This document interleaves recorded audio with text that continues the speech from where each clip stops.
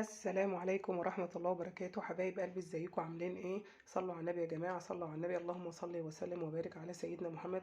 ان شاء الله هنعمل معانا النهاردة طريقة البفتيك الصحي.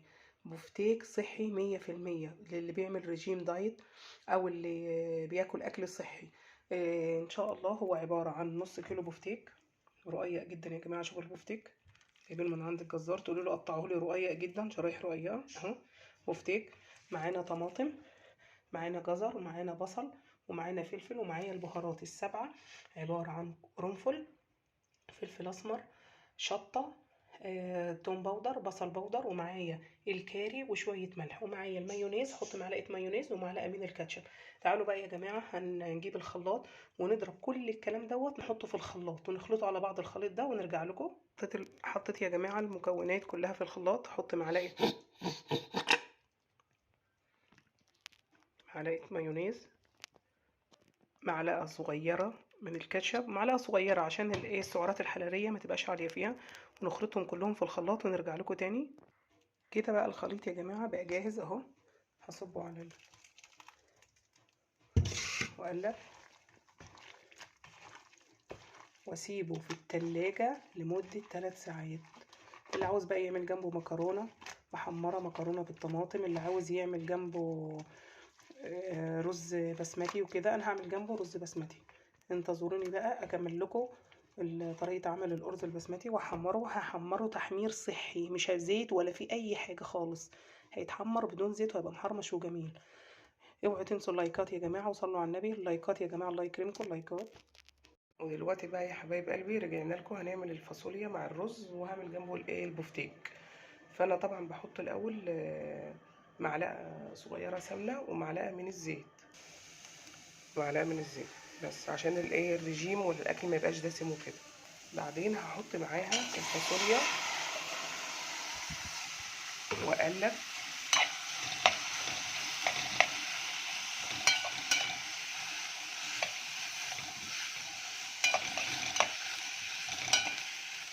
افضل اقلب فيها لغايه ما شويه كده وارجع لكم تاني. هنا بقى يا جماعه هعمل الرز بشعريه، بحب اكتر الشعريه في الرز، ونقلبها على طول عشان ما تتحرقش مننا.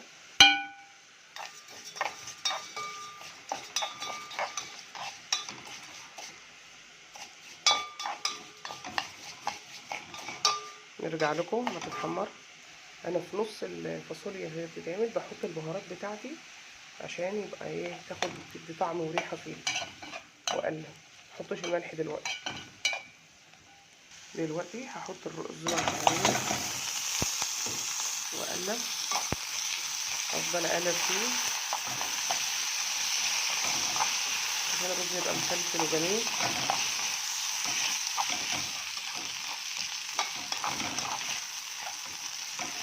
احط له بقى بعدها على طول بدقيقتين كده ميه من البويلر سخنه،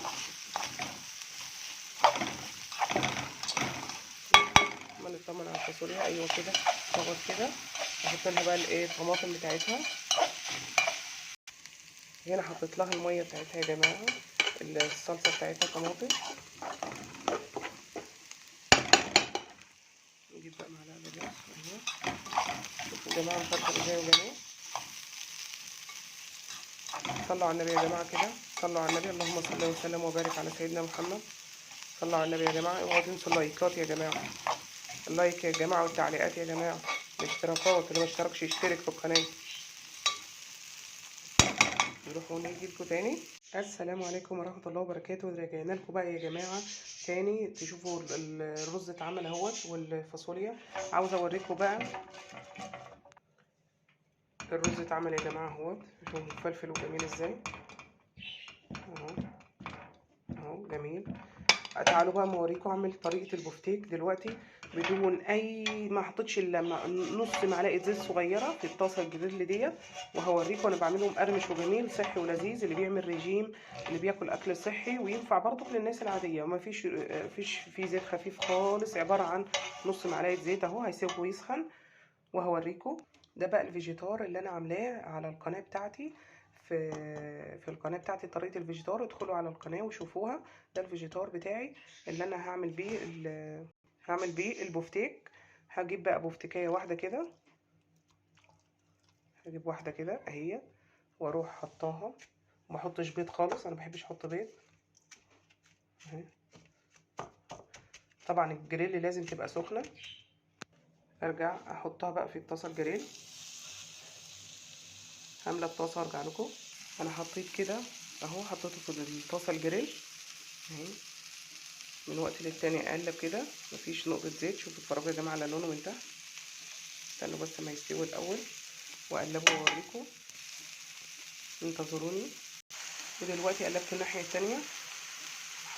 حرمش يا جماعه اهو، بصوا محرمش وجميل ازاي. انتظروني بقى تاني على ما ايه اخلص الكميه اللي عندي واجي اوريها لكم كلها.